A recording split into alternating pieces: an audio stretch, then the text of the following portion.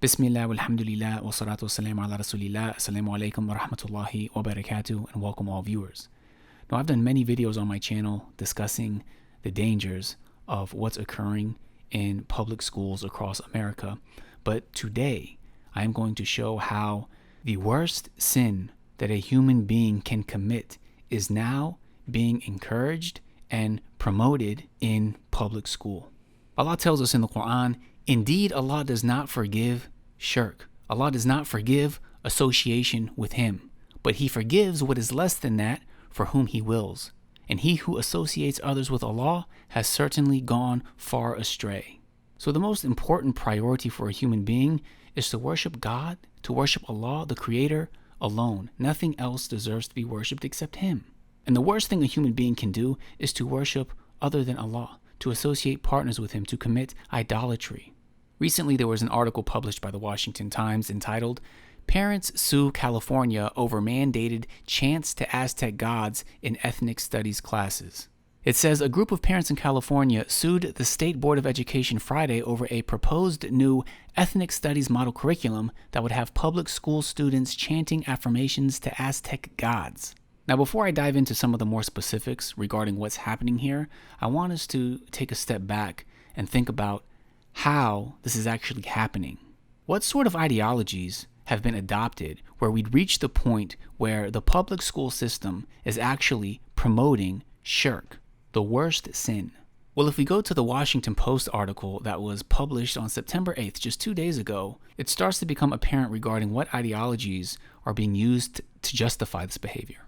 The tactics used in this article somewhat subtly give the impression that those who are against these acts of shirk being committed in school are bigots, whereas those promoting it are striving for social justice. And of course, this is the same tactic that has been used to promote the LGBT agenda in schools. But I'll show you exactly what I mean. If we look at the Washington Post article, it starts off by saying 3 San Diego parents, along with a nonprofit group that has advocated against critical race theory, are suing the California Department of Education, claiming its model ethnic studies curriculum promotes Aztec gods or deities. So you see, the very first thing that they do is they associate these San Diego parents with being against critical race theory. Now, what does being against critical race theory have to do with being against idolatry? Well, it's going to help paint the picture that these people are bigots. They quote the attorney saying, "Our clients have a religious objection to the Aztec prayer, and they do not want their children chanting the Aztec prayer, being asked or pressured to do so, or risking ostracism if they refuse. The lawsuit stands against the affirmations, chants, and energizers that the ethnic studies curriculum states educators can use to, quote, bring the class together, build unity around ethnic studies principles and values." Nolan L. Cabrera, associate professor of education at the University of Arizona, said, "In the bigger picture, it seems more like an extension of the concerted attacks on ethnic studies. This is just a new way of going about it." In another article posted on BlueMountainEagle.com, it says, board president Dr. Linda Darling Hammond said in a news release in March that passing the curriculum was an important step toward confronting and ultimately transforming racism in our society and in our state. The board argues the curriculum is aimed at empowering students by illuminating the often untold struggles and contributions of Native Americans, African Americans, Latino Americans, and Asian Americans in California. It also gives schools the opportunity to uplift the histories and voices of marginalized communities in ways that help our state and nation achieve racial justice and create lasting change. So there are a couple of things that these articles really highlight about our society. Number one, it highlights people's complete lack of concern with the reason they were created, which is to worship Allah, to worship God alone, without any partners. And number two, it highlights the obsession that people have with identity politics. We don't see theological discussions about why worshiping these idols, doing these prayers and chants to them is something bad. But rather, the main concern that many people have is regarding what ethnicities used to perform these acts of idolatry. And because these acts of shirk were committed by the ancestors of people who are now seen as marginalized communities, this has caused people to think that by spreading these acts of shirk, they are performing social justice. And by default, those who are against it are labeled as bigots, people who are against social justice. And again, these are the same exact tactics that are used to promote the LGBT agenda. And now they are being used to promote shirk. I mean, just think about how sneaky shaitan is. There are people who think that by them promoting the worst sin to children in public school, that they are making the world a better place, that they are good, and the people who are against it are bad.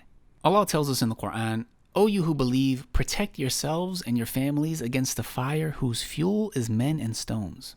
And from the ways that this verse has been explained is that stones being fuel for the fire refer to idols. Idols that people used to worship instead of worshiping Allah alone. Because Allah says in another verse, "Certainly you disbelievers and that which you are worshiping now besides Allah are but fuel for hell. Surely you will enter it." So Allah commands us to protect ourselves and our families against the fire of hell. And the Prophet ﷺ, he said, "Surely every one of you is a shepherd and every one of you is responsible for his flock." As shepherds, one thing that we need to be aware of regarding human beings is that sometimes it's not quite as obvious as a wolf attacking our sheep, because human beings have to be aware of wolves in sheep's clothing.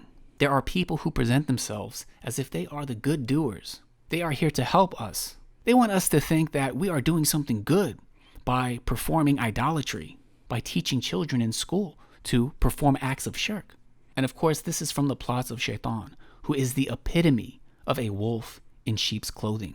Allah tells us in the Quran, and he, shaitan, swore by Allah to Adam and Hawa, saying, "Verily, I am one of the sincere well-wishers for you both." So he misled them with deception. Brothers and sisters, the reality is, for those who really want social justice, for those who really care about the human being, the best way to express and implement that is Tawheed, is monotheism. It's worshiping Allah alone. It's acting upon that and inviting others to that. If you really care about your fellow human being, regardless of race or ethnicity or background or anything, if you really care about them, you really want what's best for them, then you will invite them to what leads to eternal paradise in the hereafter, and you will warn them about the eternal hellfire. Don't be fooled by the wolf in sheep's clothing. Don't be fooled by the one who tries to present truth as falsehood and falsehood as truth. May Allah protect us and our families against the hellfire. May Allah make us of those who fulfill our responsibilities as shepherds over our flocks. Allah knows best. JazakumAllahukhairan. Wassalamu alaikum wa rahmatullahi wa barakatuh.